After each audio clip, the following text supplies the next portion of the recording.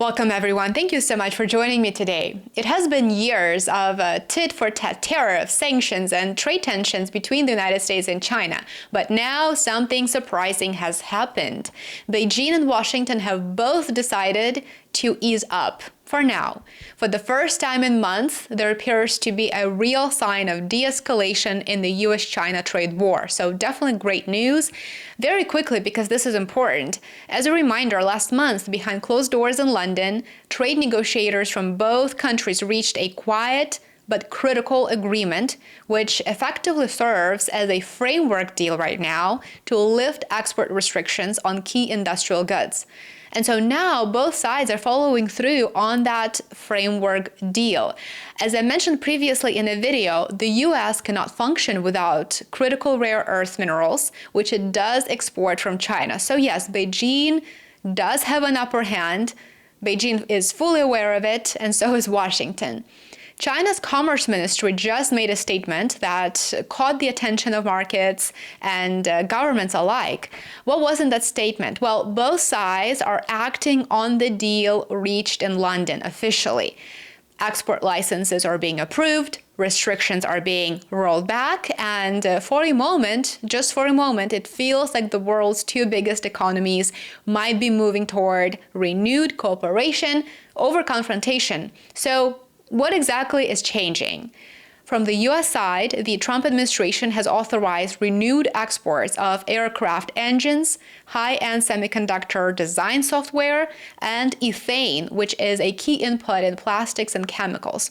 So without a doubt, these are high-value, high-tech exports, and their return to the Chinese market signals a shift, perhaps not in trust, not yet, but in pragmatism.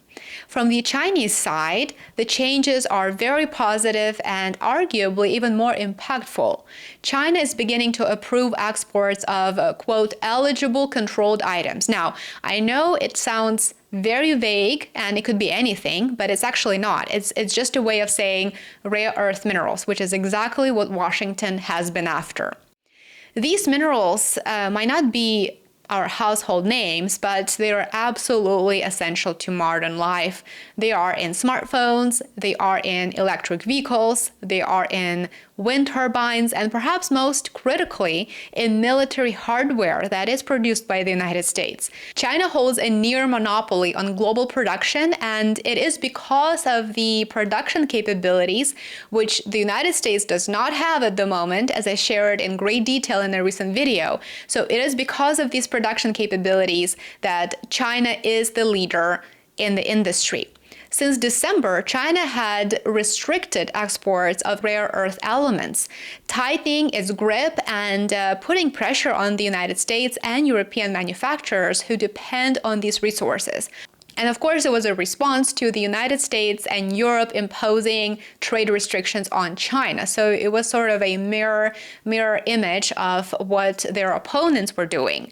And so that pressure has now eased, but it hasn't gone away. This is still leverage. It's still a bargaining chip. It will continue to be a bargaining chip, but lifting the curbs, even partially, is a step toward a fragile truce, and it is a step in the right direction, of course. Now, we should talk about the timing. The timing is not random. It is not coincidental at all. Back in April, the trade war escalated to a new level. Tariffs from both sides soared over 100% in some cases. The policies of the Trump administration pushed both economies toward confrontation, but since then, both countries have backed off slightly. Remember, there is still that 90-day pause on tariffs. The United States dropped tariffs to 55%. China responded by trimming its own tariffs to just 10%. This recent move on export restrictions seems to be part of that same playbook. A small concession here, a slight rollback there, not enough to end the trade war, no, but just enough to stop it from boiling over and escalating. So why does it matter so much? Well, because underneath the headlines, there is a simple truth. The global economy relies on cooperation between the United States and China. Perhaps Trump is now realizing that international relations is truly vastly different from being successful in real estate. Being transactional doesn't quite work in international relations, and so we are seeing a bit of a step back toward mutually acceptable terms and cooperation with China, whom the United States has designated as its main adversary.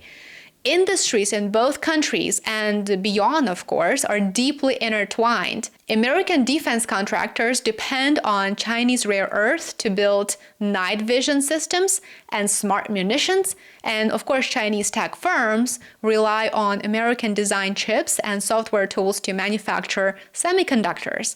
So if those supply chains break, everyone loses. It is quite clear now. And that is the danger. The supply chain disruption. Because while the export easing is good news today, it's built on very fragile foundations. But here's the problem. There is no guarantee that this détente will last. Tensions over Taiwan, South China Sea patrols, sanctions, cybersecurity, any of these could reignite hostility. So it does feel like just a temporary respite in a much wider and more complex power game. And when they do, when those tensions reignite again, trade tools are often the first weapons drawn. Trump loves tariffs, as we know very well, and he loves economic sanctions, which is a traditional foreign policy tool, not just in his administration, but virtually in every single administration. Foreign policy tools such as coercion, economic coercion, is of course a default game plan to coerce foreign actors to do something that is beneficial for the United States.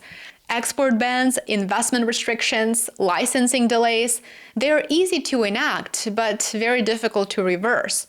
So while today's news offers a breath of relief, tomorrow could bring another round of retaliation and escalation.